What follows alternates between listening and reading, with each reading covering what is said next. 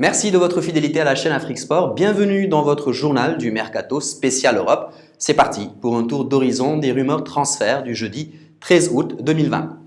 On le débute en France avec le Paris Saint-Germain, toujours en quête d'un renfort en défense. Les Rouges et Bleus pistent David Alaba, dont le contrat avec le Bayern Munich expire en 2021.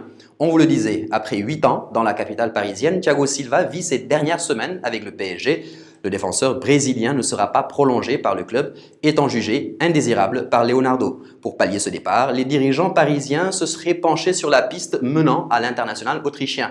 Le défenseur polyvalent attire les convoitises et le FC Barcelone, principal concurrent, serait finalement hors course dans ce dossier. On reste chez les néo-demi-finalistes de la Ligue des Champions. Au sortir du match face à l'Atalanta, le président Nasser El Khelaifi a déclaré que Neymar et Mbappé ne vont jamais partir du Paris Saint-Germain. Nasser euphorique, peut-être bien, toujours en est-il que cette affirmation risque de refroidir les ardeurs du côté du Real Madrid et du FC Barcelone, particulièrement intéressés par les deux stars du PSG.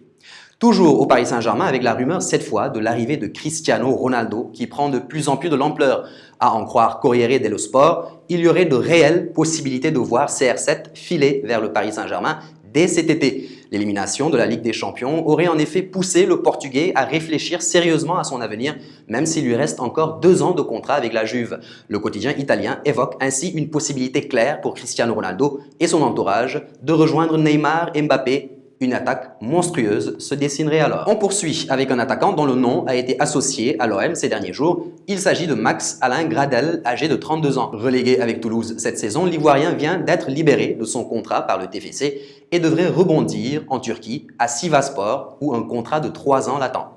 En Angleterre, le milieu offensif allemand Mesut Özil ne fait plus l'unanimité à Arsenal. Les dirigeants des Gunners cherchent d'ailleurs à se séparer de l'ancien joueur du Real Madrid.